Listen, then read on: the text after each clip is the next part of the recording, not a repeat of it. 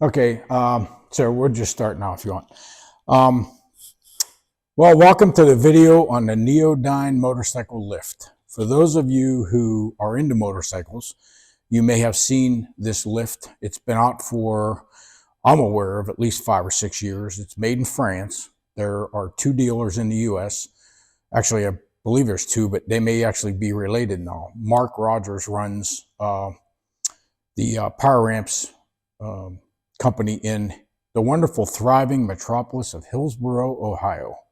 And that's where we picked up the lift. But Mark, if you see this, you can see that we got it working. But I wanted to put a quick video together to show everybody what I've been dreaming of for 5 years. Marsha and I like to do road trips, and we always wanted to take the bike for day trips and so forth, to park the truck and get off on the bike. But the problem with that is when you're dealing with a trailer, as you know, we've had issues with flat tires, blowouts. We've had issues with parking. It's more difficult with a trailer sometimes. And it just makes the trip a little bit more inconvenient. So I always wanted a lift that was easy and safe to get a big bike into the back of a truck and in 5 minutes time, be able to put it in, drive it where you want it, 5 minutes time, get it out of the truck, and then still use a tonneau cover to cover the bed of the truck when the bike isn't in it, because then you have the safety aspects of having a locked tonneau cover. People don't even know there's a lift in the back of the truck. But when the bike's in, obviously the tonneau cover's up. So that causes other issues with backup, seeing the bike and stuff in the truck. So we're going to get a backup camera and put it on the top of the truck, which will show us a rear view so we can keep an eye on the bike when we're driving down a highway, just for safety reasons. So anyhow, let's talk about the lift before I show you this thing operating. The bike I have, as you can tell, it's a Softail Custom, but it has a fairly narrow front tire. And most chocks, wheel chocks, as guys know that have bikes, they're really made for, it's a one size fits all. And narrow tires, there's a lot of slop in the chock. Probably the best way to describe it. So I ordered these wedges. They're a hard plastic wedge from a company called Lock and Load. And you just drill a hole through the chock and bolt it in. It's got one bolt in the middle. But you can see where you can adjust it so that it's tight on both sides of the wheel. And then there was a lot of slop in the bottom. There's 4-point. It was making decent contact up here, but there was a little, you can tell there's some slop. Back here on the actual flapper in the back, it was making decent contact, but in the middle, there's a lot of slop. And in the bike, when you moved it, you could see the wheel going this way. So I put 2 down here, and I put 2 in here in the front, and that tightened up the movement on the wheel so that it now has a nice tight fit, and the bike will stand on its own. Even in a moderate wind, I feel like it would stand on its own. One of the things when I first put this on, it would stand on its own in the garage, but if there was any kind of movement, the bike wanted to tip over. So I was afraid to, if you're by yourself, Marsha's not available to hold the bike, and there was any kind of wind, I felt like it was the danger of the bike going down. So now with these wedges, I felt pretty confident now that the bike will stand up to a decent wind. So I wanted to explain that. The other thing is this lift, and I'll show you over here. It's strapped into the truck. You can either bolt them in, which some guys do, or you can use a boltless kit, which is a part they sell that allows you just to use simple ratchet straps to the truck hooks that hold the front end down, holds it in place. And I have 6 straps, 2 in the front that hold it down and hold it forward. These 2 that also hold it forward. And then in the back, just from a safety reason, because if for some reason you were ever in an accident and you had a head-on, the bike would want to go this way from the momentum. So I put 2 straps in the back that hold the back down. So I have 6 straps total. Nice, simple, heavy-duty ratchet straps, all you need. And obviously the Neodine has the hooks built in that you use for that. And then you use 2 straps to hold the front fork in. And these straps have to be either a carabiner or some kind of a latch hook, because as the fork, the struts move up and down as you're driving, this thing will bounce. You could tighten it down really tight, but you don't really want to do that for the strut. So I use these so that it stays connected at all times. And I use straps that have fabric up here just to protect the chrome on the top of the bike. So that said, and then there's two that we put on the back to stabilize it. We'll show you when it gets in the truck. So how this works is it is a drill operated. It uses a 19 millimeter socket, and it's just a regular household cordless drill. It doesn't have to be super strong. There are specs on it, but I just have a standard Milwaukee 1/2 inch. It works fine. I use it on low speed. There's 2 speeds on this. I put on low speed. They recommend a lower speed just because you don't want to run this thing too fast. And you'll see that once you get it in the truck and around, you have to unlock. There's 2 pins here that unlock the chock that it will run up the rail to go into the truck. So you unlock these 2, and then you just put the drill on the little motor mechanism here. The power for lifting this entire bike and getting into the truck resides in the hand of a power drill. So as you can see from the drill, it pulls these 2 straps, pull it right up the rail.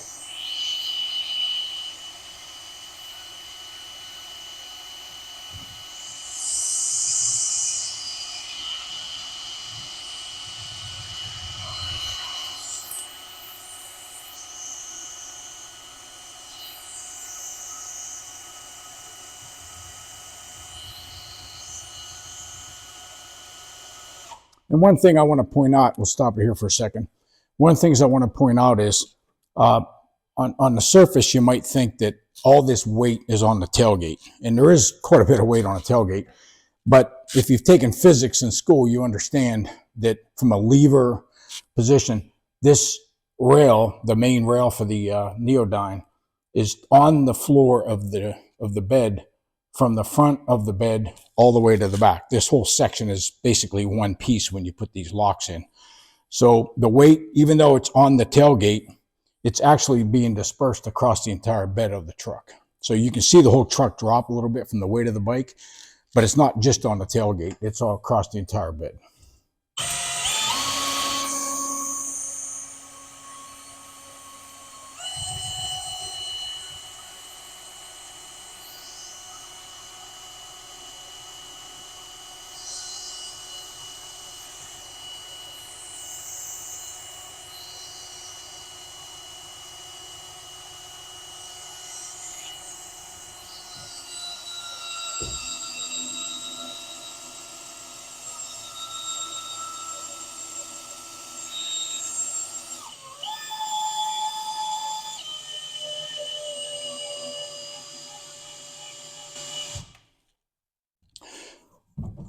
So now that we have the bike on the, there's 2 pegs up here that stop the flow so you don't overrun the straps to go around too much. It stops it right here automatically. Then you can keep going with the drill and it will flatten it out, bring it up, and then finish the job.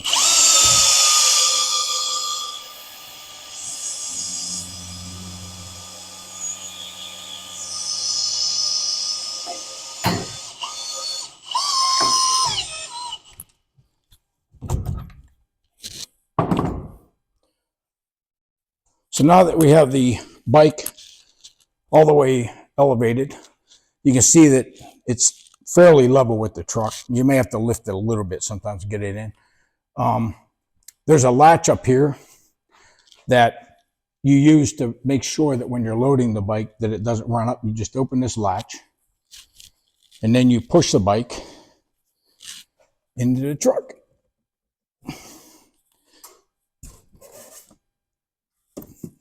So I say you have to lift it a little bit. And then, nice and easy. There's 2 there, stops up there. And there's 2 spring locks here that, there it is, that lock in the rail. So now the bike isn't going anywhere. And it's still strapped in the front as we had it strapped. So the only two straps I now have to add, run two straps, one on each side, through the swing arm. And get this, there it is. And then just basically tighten up your ratchet strap.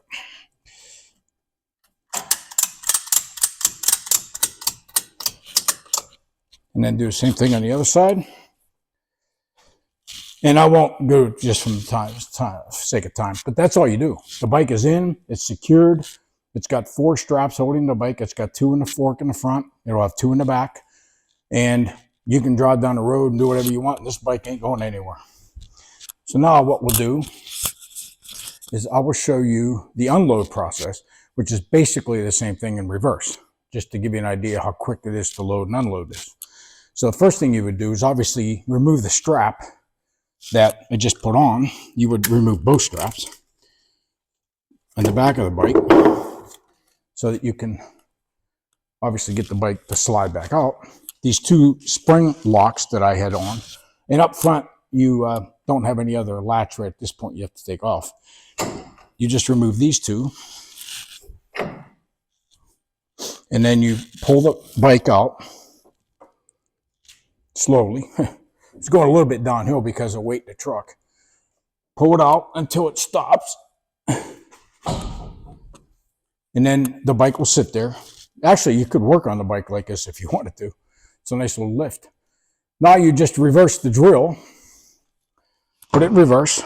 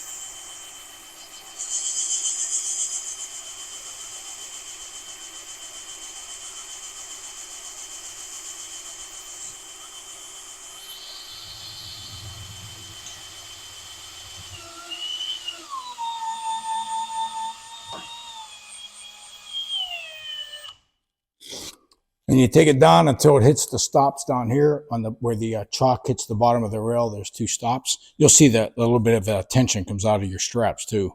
And then all you do is you lock these 2 pins again while you're loading and unloading the bike. That just prevents the chalk from moving. And then you would just unstrap the front fork and just roll the bike back off the chalk, and you're good to go. Okay. So now what I want to show you is the bike is off. As you can see, it is on the floor. I want to close the truck up so that it just looks like a normal truck. You don't see the lift. And this lift has a extension that folds up and down so that you can fit it. This is a 6.5-foot bed, and you can close the tailgate and put the tonneau cover down. So I'll show you how you do that, how easy it is. There are 4, I think they call these gear clamps or something. I have to look it up. But these are what holds the rail steady while you're lifting and unloading the bike. So in order to allow it to fold, this is right on the fold, you lift up these pins. Well, not pins, they're a little bit more than that. It's a clamp or whatever they call it. Lift that up. And then there's 2 also on the bottom rail that you also have to lift up. There's a tool that we use. Yeah, sometimes you need a little leverage in here. Lift that up. And there's one on the other side, which basically allows you to fold the ramp. It just keeps it from folding when those are down. Then you lift up this, A little heavy. And it folds right back on itself. And now you can see that it's inside the bed of the truck. So you can close the tailgate, come over, do your magic with the tonneau cover.